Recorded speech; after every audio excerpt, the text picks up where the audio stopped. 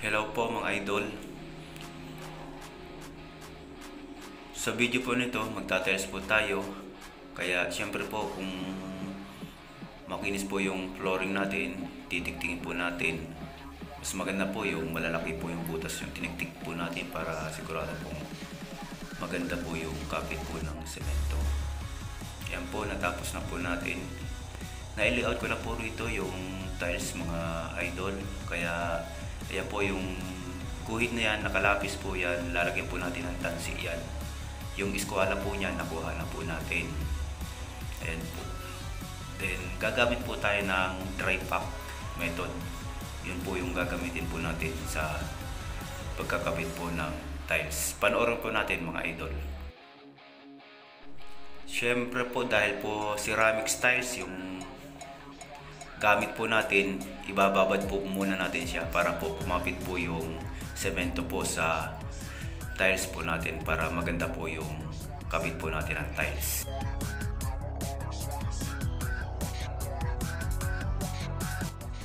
Siyempre po tuyo po yung flooring po natin, basahin po natin siya. Mas maganda po kung grout na po yung ilalagay po natin. Ayan po, grout na po yung inilagay po natin para po mas maganda yung kapit.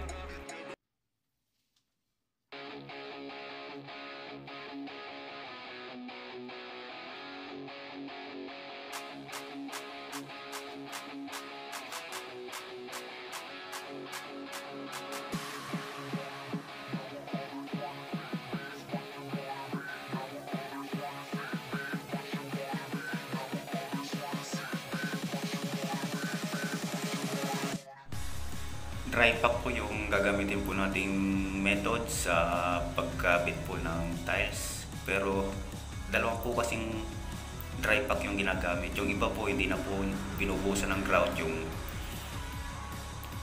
dry na buhangin. Pero yung dito po ipapakita ko po sa inyo yung binubusan po ng grout. Panoorin po natin mga idol para makita po natin. Ililibel po muna natin yung tiles para bago po lagyan natin ng semento yung tiles po natin, or yung iba po gumagamit po ng adhesive po ginagamit na. Sa akin po puro semento lang po ginagamit ko. Para sa akin po kasi mas matibay yun.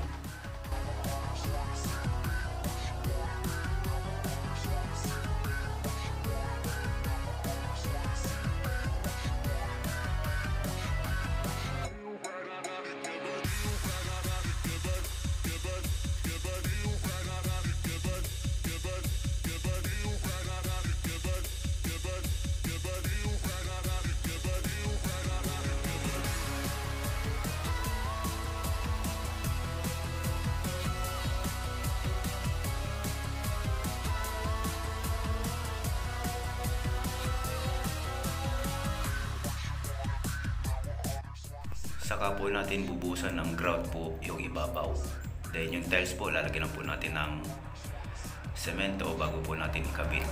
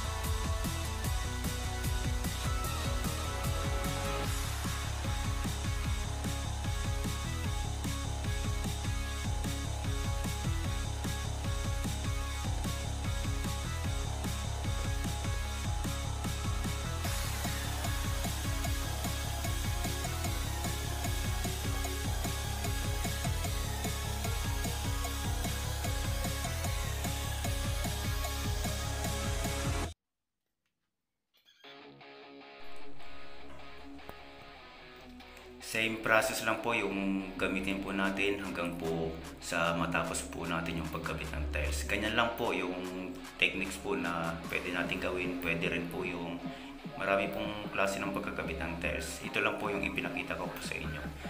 Panoorin po natin hanggang sa matapos mga idol. Marami pong salamat sa pagsubaybay niyo po sa YouTube channel ko.